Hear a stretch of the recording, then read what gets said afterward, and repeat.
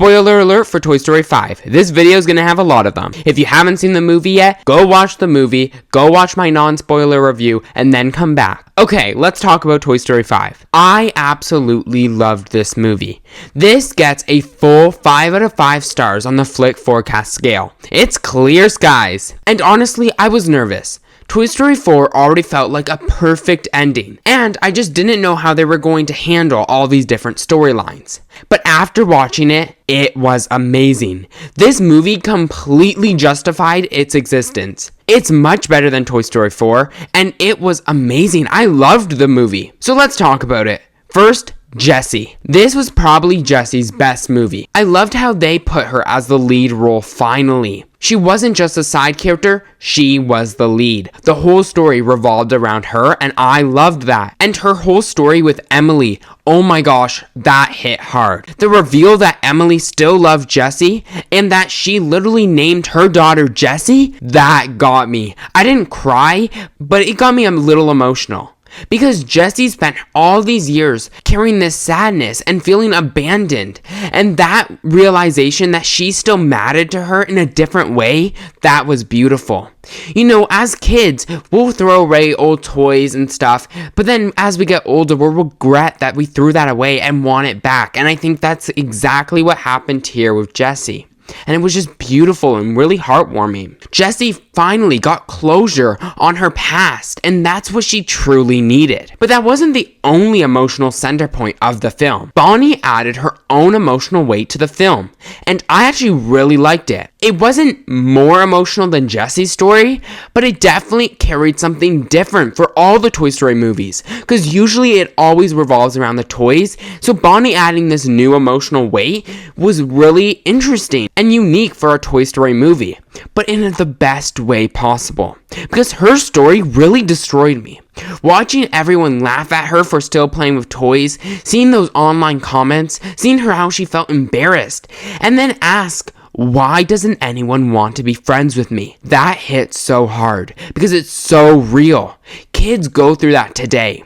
Parents don't realize what's happening. Just like how Bonnie's parents were confused because Bonnie kept changing moods. She would act frustrated and then sad and then happy. And Bonnie's parents didn't understand what was going on because there's always something deeper happening. It was that online bullying that the parents didn't see. Like so many kids get bullied online, in person, and feel embarrassed to express what they love. And I love that Bonnie showed that. That whole storyline felt super modern and honestly one of the deepest and most realistic themes Toy Story has ever touched upon. So this leads into the tech stuff. I really liked how this movie handled technology because they didn't go the easy way. They didn't say technology bad, toys good. It was more nuanced. Technology can help, technology can connect people, but technology can also isolate people. It depends how you use it. So there's the good and here's the bad. And I loved that. That was way more interesting than just making tech a very evil villain. Which brings me to Lilypad. And I really like how Lilypad was handled. She wasn't really a villain. I like how she started out. She was very villainous, but she was just doing what she thought was best for Bonnie at the time. That made it way more interesting than just making her bad, a pure evil villain like Lotso. And I know everyone wanted a pure evil villain again like Lotso, but I just don't think this was perfect for this film. Yes, I would love to see a pure evil villain again like Lotso, but not for this film. I like that technology wasn't bad, because it's not. You can't get rid of technology forever. That's unrealistic. Technology is here to stay. Some of the characters said some things that were so interesting that I was like, oh my god, yeah, that is so interesting. Like one line that really sticks out to me was when Woody was like, toys are for play, but technology's for everything. And that's so realistic today, right? Because technology can do so much. And it was just that one short line that really painted that bigger picture. I really liked Lilypad's character art. I think it was really beautiful and was handled so well because it wasn't that simple. It was much deeper. Now let's talk about Buzz. This is the Buzz I remember and love. Buzz in Toy Story 4 wasn't good. We all know it. That was the biggest problem with the film. And they fixed it. He felt smart, he felt like a leader, he felt useful again. This was actually the classic Buzz again, and I was so happy to see that. And I loved Buzz and Jessie's romance in this film. Buzz trying to make the move this whole movie and propose to Jessie was so funny and so beautiful, and so sweet to see. Honestly, it took him 20 years to propose. Like, that's just crazy, but, I really like what they did with him. Now let's talk about the Buzz Army, because I have more mixed feelings here. Some of it was really funny, it made me laugh. I love how they touched upon Toy Story 1's plot hole, where when they saw the human, they all froze, and then when they woke up, they're like, wait, why did we just do that? And I love that connection to Toy Story 1, because that's a huge plot hole in Toy Story 1. Like, why does Buzz freeze around humans even though he doesn't think he's a toy?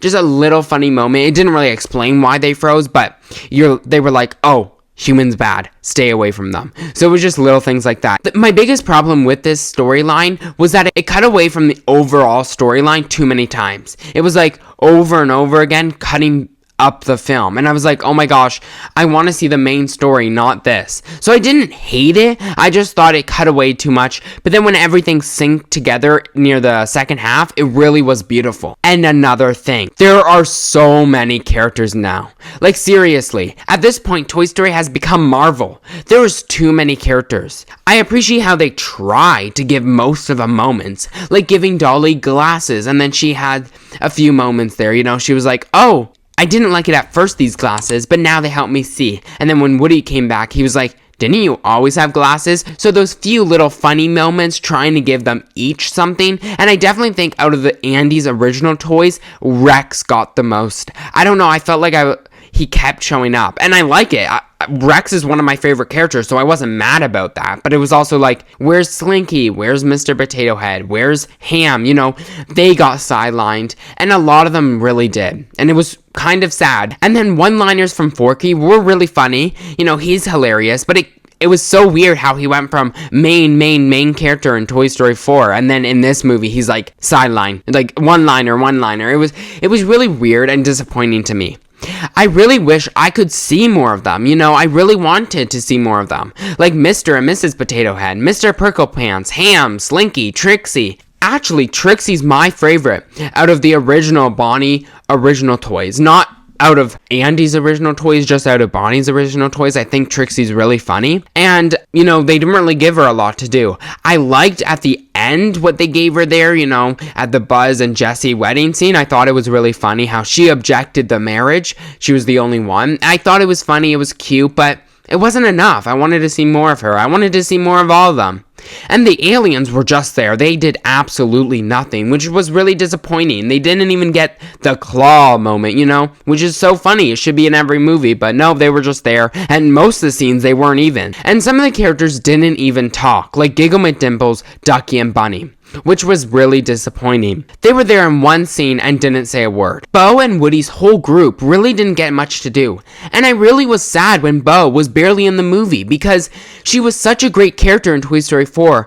But I get why she didn't do much, because why would she go back with Woody? But it was just so disappointing. At least Bo and Duke Kaboom did get lines, but it wasn't that much. And then speaking of Woody, I actually really liked him.